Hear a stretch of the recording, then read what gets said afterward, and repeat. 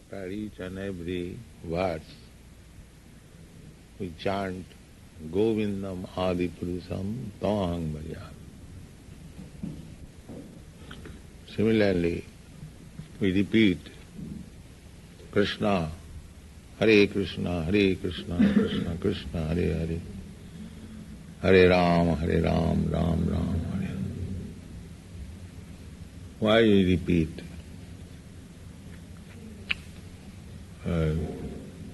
The more we repeat means we learn to love. That is required.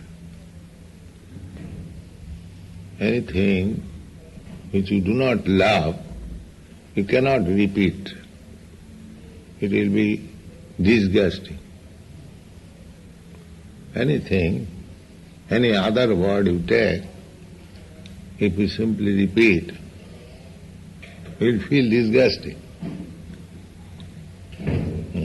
Sometimes those who are not in the Krishna conscious life, they also feel this repetition as disgusting, hackneyed,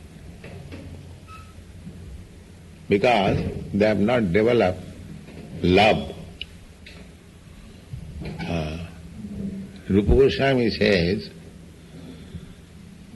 that what shall I chant with one tongue and what shall I hear with 2 ears? If millions of tongues I would have possessed, then I could chant little.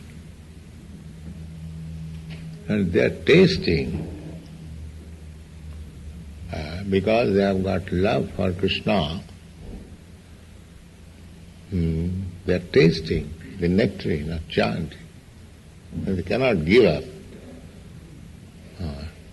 In the material world also, there are many slogans we repeat because we love. So, the real thing is to develop love for Krishna. That is the Vṛndāvana standard. In Vṛndāvana,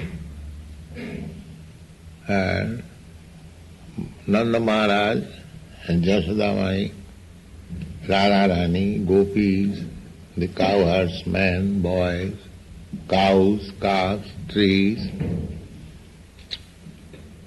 they do not know that Krishna is God. You have read in Krishna book, sometimes when Krishna does something wonderful, they take him as a wonderful child, boy, that's all, or child. They do not know that Krishna is God.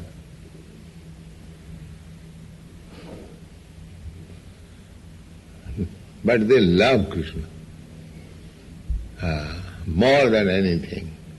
They do not know except Krishna. That is wanted.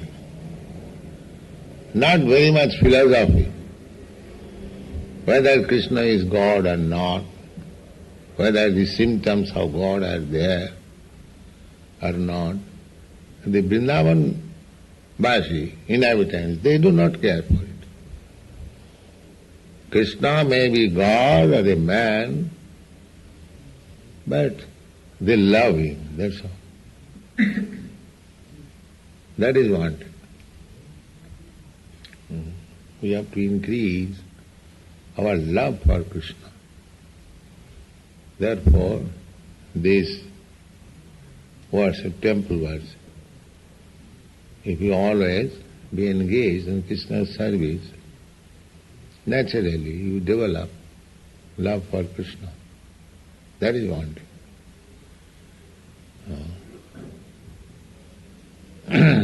Premā, pumartho, mahān, Caitanya-manjusa says that Premā, love for Krishna, love for God, that is the highest achievement in human life. Premā pumartho mahān. It is not religiosity. Religiosity is different thing. Everyone goes to church or temple with some material purpose, generally. To get, just like church they go, God give us our daily bread. That is material purpose. Not only church, everywhere. That is the system. Artho artharthi. Of course that is good. 4 classes of men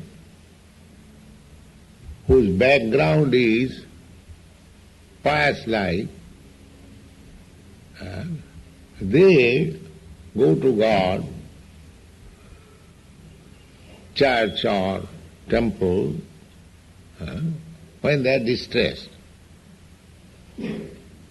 Others, those whose background is not piety, simply mischief, they cannot go. Therefore, even one goes to God for praying something material, they are better than those who does not go to God.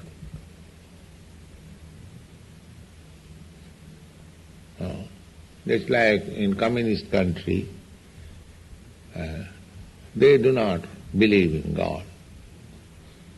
Why we shall go to God? We shall create things, we shall create bread. In the communist country, the propaganda was that these communists would go to villages, ask the villagers to come to the church and pray to God, give us our daily bread. And they would ask whether you have got bread. Of course, in the church, where is the bread? They will say, no, we have not bread. All right, you ask us. And they ask the communist leader, give us our daily bread. And they give sumptuously. Why should you go to church? They preach godlessness in this way. If you are not getting bread from the church, you are getting bread from us. Why not worship Lalit and his followers? You get sufficient bread. In this way, they tried to make people godless. They don't go to church. Still that propaganda. But our relationship with God is so permanent that artificially we may try to banish God somewhere or other. It cannot be. To become atheist, not to believe in God, they are simply artificial. These godless persons, when they are actually in danger, they think of God. I have seen it. Automatically, they think of God. So, this godlessness is not our natural life. To love God, that is our natural life.